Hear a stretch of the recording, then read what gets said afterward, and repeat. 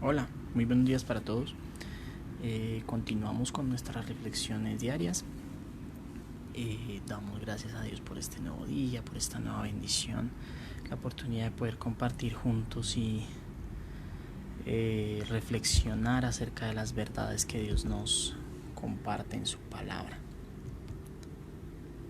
Agradezco a todos aquellos que se conectan a esta hora conmigo en las redes y también a todos los que ven este video y sobre todo lo comparten también. Agradezco mucho y vamos a orar en esta mañana, a pedirle a Dios que nos hable. Bueno, Señor, en esta mañana te damos muchas gracias, Dios, por este nuevo día. Gracias por bendecirnos, gracias por cuidarnos, gracias, Señor, por darnos la oportunidad y el privilegio de poder tener un día más, Señor, de vida.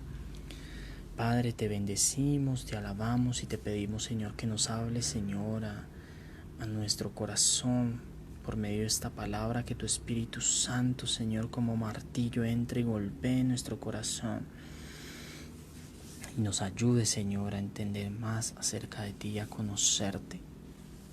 Te damos gracias en el nombre de Jesús. Amén. Ok, vamos a continuar estudiando acerca del Evangelio de Juan. ¿Listo? Vamos a continuar en el capítulo 1, desde el versículo 19 hasta el versículo 34. Dice así la palabra de Dios. Este fue el testimonio que dio Juan cuando los líderes judíos enviaron sacerdotes y ayudantes del templo desde Jerusalén para preguntarle: ¿quién eres? Él dijo con toda franqueza: yo no soy el Mesías. Bien, entonces, ¿quién eres?, preguntaron. ¿Eres Elías? No, contestó. ¿Eres el profeta que estamos esperando? No. Entonces, ¿quién eres? Necesitamos alguna respuesta para los que nos enviaron. ¿Qué puedes decirnos de ti mismo? Juan contestó con las palabras del profeta Isaías: soy una voz que clama en el desierto, abran camino para la llegada del Señor. Entonces los fariseos que habían sido enviados le preguntaron: si no eres el Mesías, ni Elías, ni el profeta, ¿con qué derecho bautizas? Jesús les dijo: yo bautizo con agua, pero aquí mismo, en medio de la multitud, hay alguien a quien ustedes no reconocen. Aunque su servicio viene después del mío, yo ni siquiera soy digno de ser su esclavo, ni de desatar las correas de sus sandalias. Ese encuentro ocurrió en Betania, una región situada al oriente del río Jordán, donde Juan estaba bautizando. Al día siguiente, Juan vio que Jesús se le acercaba y dijo: miren, el Cordero de Dios que quita el pecado del mundo. A él me refería yo cuando decía: después de mí vendrá un hombre que es superior a mí, porque existe desde mucho antes que yo. No lo reconocí como el Mesías, aunque estuve bautizando con agua para que él fuera revelado a Israel. Entonces Juan dio testimonio: vi al Espíritu Santo descender del cielo como una paloma y reposar sobre él. Yo no sabía que era el Mesías, pero cuando Dios me envió a bautizar con agua me dijo: aquel sobre quien veas que el Espíritu desciende y reposa es el que bautizará con el Espíritu Santo. Vi que eso sucedió con Jesús, porque por eso doy testimonio de que Él es el elegido de Dios. Amén.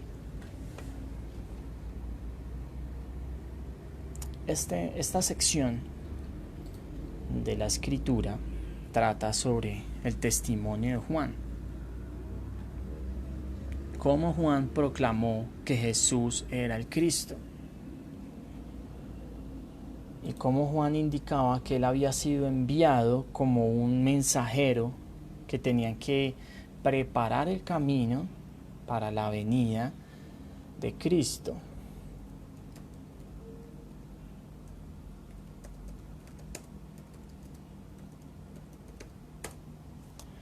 Como Juan empezó a bautizar,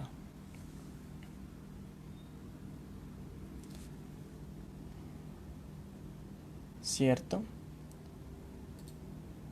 Empezó a bautizar, entonces los principales de la religión judía fueron a preguntarle: ¿usted quién es?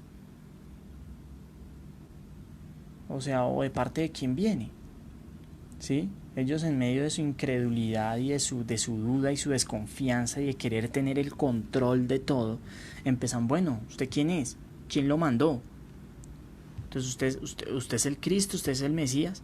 No, yo no soy. Entonces, ¿es Elías? ¿Por qué hablaban de Elías?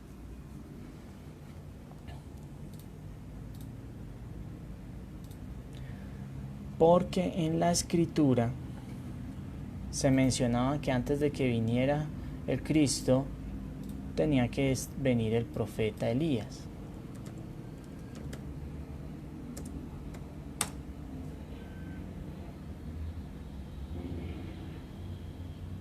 En Malaquías, en el capítulo 4, versículo 5, dice: miren, les envío al profeta Elías antes de que llegue el gran y terrible día del Señor. Sus predicaciones harán volver el corazón de los padres hacia sus hijos y el corazón de los hijos hacia sus padres. De lo contrario, vendré y haré caer una maldición sobre la tierra. Eso era lo que los judíos sabían, que había sido profetizado que Elías iba a venir antes para anunciar los juicios de Dios. Entonces empezaron a confrontar. ¿Usted es Elías? No, yo no soy Elías. ¿Usted es el profeta? Que es otro pasaje que está en Deuteronomio, si no recuerdo mal. Que no, usted es otro profeta. No, entonces, ¿usted quién es? ¿Quién lo envió? ¿Usted por qué hace eso? ¿Quién le dio permiso? Entonces Juan, vemos que cita la escritura y cita al libro del profeta Isaías. Voy a leer el pasaje de Isaías, que se encuentra en el capítulo 40 del libro del profeta Isaías, desde el versículo 2. Dice: hablen con ternura a Jerusalén y díganle que se acabaron sus días tristes y que sus pecados están perdonados. Sí, el Señor le dio doble castigo por todos sus pecados. Escuchen, es la voz de alguien que clama: abran camino a través del desierto para el Señor, hagan una carretera derecha a través de la tierra baldía para nuestro Dios. Rellenen los valles y allanen los montes y las colinas, enderecen las curvas y suavicen los lugares ásperos. Entonces se revelará la gloria del Señor y todas las personas la verán. El Señor ha hablado. Esto era lo que decía Juan acerca de lo que estaba haciendo. Citó a Isaías diciendo que era una voz que estaba preparando el camino de Dios para que fuera, digamos, los corazones se fueran preparando para ese llamado del Señor. Entonces vemos que siempre que el evangelio está siendo proclamado, hay una preparación para poder llegar a Cristo, y esa preparación es el arrepentimiento. Juan predicaba: arrepentidos porque el reino de Dios se ha acercado. Y el bautismo de Juan era una señal de arrepentimiento. Entonces vemos que el primer paso hacia el camino de Cristo, para poder llegar a Cristo, es el arrepentimiento. Es lo que hemos venido hablando todo este tiempo. Primero es reconocer que hay un Dios justo, hay un Dios santo, que no se agrada del pecado, que lo desprecia, que lo odia profundamente, y que por esa razón nosotros estamos separados de Él, porque nosotros hemos vivido en nuestros delitos y pecados. Porque la raza humana está moralmente corrupta, ¿cierto? Y que es necesario algo que pueda reconciliar a la humanidad con Dios. Y ese algo que dispuso Dios fue a Cristo. Pero para poder ver a Cristo en su plenitud es necesario primero que el corazón humano se arrepienta de sus malos caminos. Y esto no es una cosa que hace el ser humano, es el mismo Dios que toca el corazón a través del llamado al arrepentimiento. Hay que ser llamado al arrepentimiento primero. Se tiene que predicar el evangelio de las buenas noticias, el evangelio diciendo: arrepentíos, dejad los malos caminos, para que Dios empiece a martillar por medio del Espíritu Santo. De lo contrario, no va a haber un arrepentimiento genuino, porque ese arrepentimiento no nace del corazón humano. Y eso es lo que nos enseña este pasaje. Primero viene el llamado al arrepentimiento, para que ese arrepentimiento se dé. Y luego podamos ver a Cristo. Y eso es lo que ocurre si lo vemos en lo que sigue.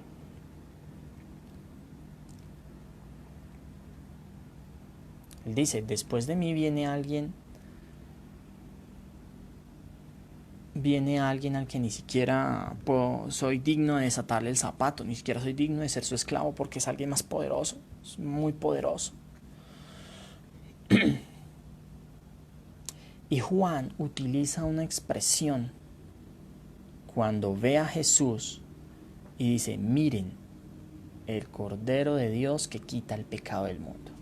O como dice la versión más popular, más conocida: he aquí el Cordero de Dios que quita el pecado del mundo. El Cordero de Dios. Mire la figura que utiliza Juan, el Cordero. ¿Por qué utiliza el Cordero? Para poder entender la utilización del Cordero para hablar de Cristo, es necesario remontarse al libro del Éxodo. Cuando Dios mandó la plaga, la última plaga, la de la muerte de los primogénitos, les dijo a los israelitas que tenían que sacrificar un cordero, y que con la sangre de ese cordero tenían que marcar el dintel de la puerta y la puerta, ¿ya? Entonces ellos tenían que sacrificar el cordero, con la sangre marcar la puerta y comerse el cordero dentro de su casa con hierbas amargas, y comérselo esa noche y celebrar y estar en meditación esa noche, porque iba a ser el momento en el cual Dios los iba a liberar, y que cuando viniera el destructor sobre la tierra de Egipto, yo les estoy contando, no vamos a ir al pasaje, cuando el destructor viera la sangre en la puerta, no iba a entrar a esa casa, solamente iba a entrar a las casas donde no hubiera sangre, y esas eran las casas de los egipcios. Y efectivamente ejecutó el juicio sobre los egipcios y mató a todos los hijos varones primogénitos, los hijos mayores. Entonces, aquí Juan utiliza el cordero. Cristo vino a hacer ese sacrificio para que la muerte no nos toque más. Bueno, y vino a hacer ese sacrificio por el pecado de nosotros, de la humanidad, de su pueblo, de todo aquel que le invoque, si recibe el llamado.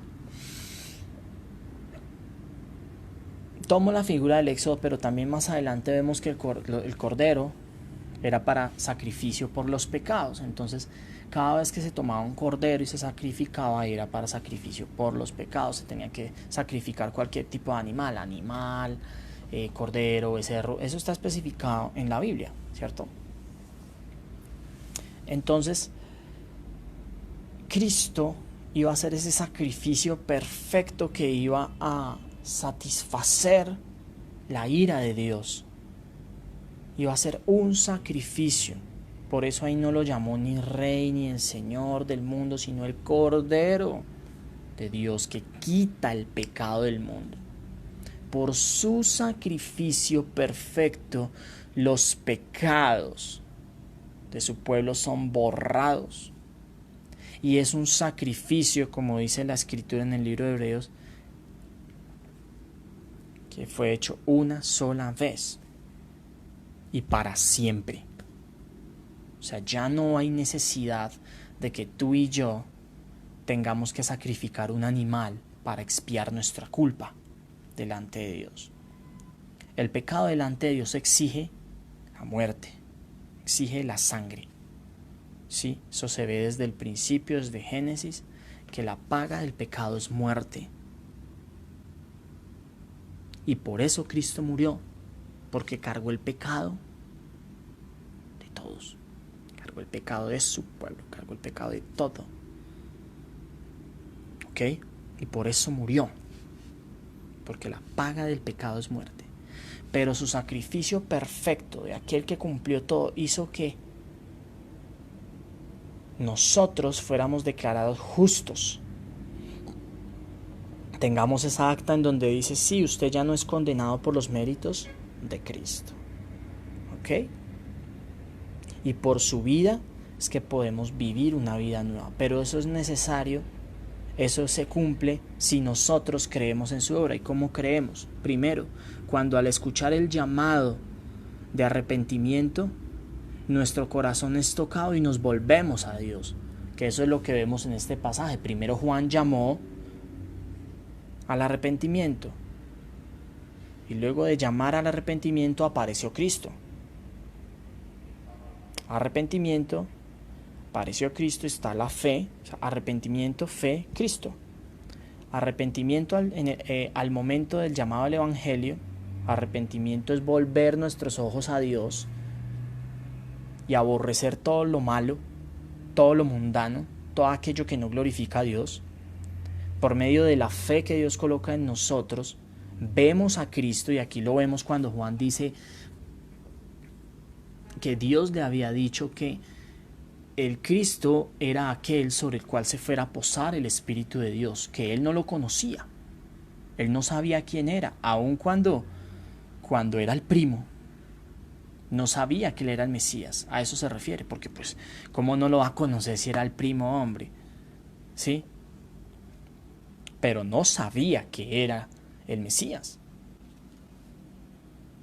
No lo reconocía como el Mesías, pero dice que Dios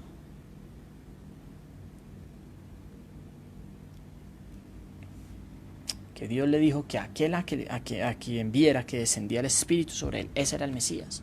Y efectivamente vio que el Espíritu descendió sobre él cuando fue bautizado. Entonces le pudo reconocer y dar el testimonio de que él era el elegido por Dios para salvación a todo aquel que en él cree. Entonces, mire cómo es el proceso, y lo hemos estado hablando todo este tiempo de reflexiones. Es proclamado el Evangelio, es proclamado el mensaje de Cristo, que es necesario que volvamos nuestros caminos a Dios, que vivimos una vida corrupta, que en nuestros propios esfuerzos no podemos hacer nada. Dios toca el corazón de acuerdo a su voluntad y nos trae a ti y a mí al arrepentimiento, a ver nuestra inmunda condición, a reconocer que hemos vivido en nuestros pecados, que todo lo que creíamos que era bueno no es así, que vivir en nuestros placeres sensuales, vivir para los vicios, vivir para el trabajo, vivir para nosotros mismos, eso no satisface los estándares de Dios, porque lo hemos tenido siempre apartado, ¿cierto? Y cuando nuestro corazón se duele de todo eso, Dios trae la fe para que podamos ver a Cristo como nuestro Salvador, como el Cordero de Dios, como el elegido de Dios, para tender ese camino que nosotros no podemos construir por nosotros mismos, como aquel que lo tendió y lo tiende para que usted y yo volvamos a Dios. Amén. Qué bello mensaje, qué hermoso. A través del testimonio de Juan el Bautista vemos todo lo que hemos reflexionado este tiempo. Qué maravilloso. Es el tiempo de que tú y yo, amigo mío, amiga, nos volvamos a Cristo. Dejemos de apoyarnos en lo que somos, en lo que pensamos, en lo que tenemos. ¿Tú crees que porque eres un empresario exitoso, o porque te va bien en el trabajo, o tienes una bella familia, o porque tienes dinero, o porque tienes títulos, ¿cierto? O una posición social, o muchos amigos, crees que eso te va a dar la salvación? ¿Crees que con eso estás construyendo una escalera al cielo? ¿Crees que de pronto siendo caritativo alguna vez en la vida eso te va a dar méritos para que Dios te abra las puertas del cielo? No. Está escrito para los hombres que mueran una vez y después el juicio. Tú y yo nos morimos, no nos llevamos nada. Como llegamos desnudos, desnudos nos vamos. No nos pueden echar en el sarcófago la riqueza, los carros, las casas, los títulos. Nada, puede que lo echen, pero allá se pudre. Porque finalmente quien se va a la presencia de Dios es el alma. ¿Y cómo vamos a llegar allá, amigo, amiga? A ver. O sea, decirle, ay, no, sí, mire, yo fui el más popular, yo fui el mejor, mírenme, soy un duro. Fui un duro. Señor, mírame todo lo que hice. Y el Señor te va a decir, qué pena, no te conozco. Chao. O vamos a llegar con ese profundo anhelo de querer encontrarnos con nuestro Dios, porque aquí en la tierra le conocimos. ¿De qué lado quieres estar, amigo, amiga? ¿De qué lado queremos estar? Es tiempo de buscar a Dios. Escudriñemos nuestros caminos y volvamos a Jehová, dice la Escritura. Y a eso nos invita este pasaje, a volvernos de nuestros caminos para que por medio de la fe que Dios coloque podamos reconocer a nuestro Salvador, al que nos salva de la ira venidera, del castigo de Dios, para todos aquellos que no le quieran reconocer. Amén. ¡Qué bendición! Oremos para que este pasaje sea vivo y real en nuestra vida. Señor, te alabamos, te bendecimos, te damos gracias.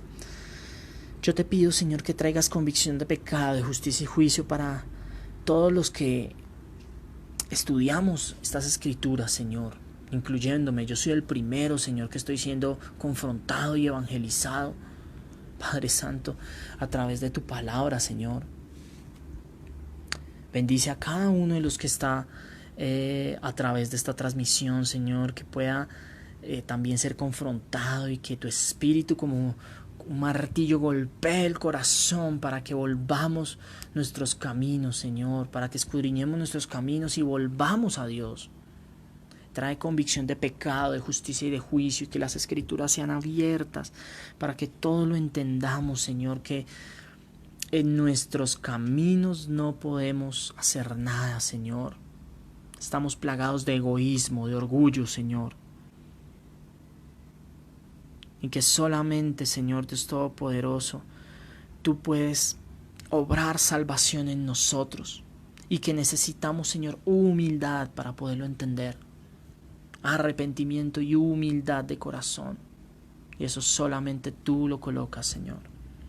Te lo pedimos, Dios, en el nombre de Jesús. Bendice a todos los que escuchan esto, todos los que ven esto, Señor, y que su día, Señor, sea un día bendecido. Gracias, Padre, en el nombre de Jesús. Amén. Amén. Gracias por conectarse. Gracias por acompañarme en esta mañana. Dios les bendiga, Dios les guarde. Muchas gracias y los espero mañana con una nueva reflexión. Chao, bendiciones.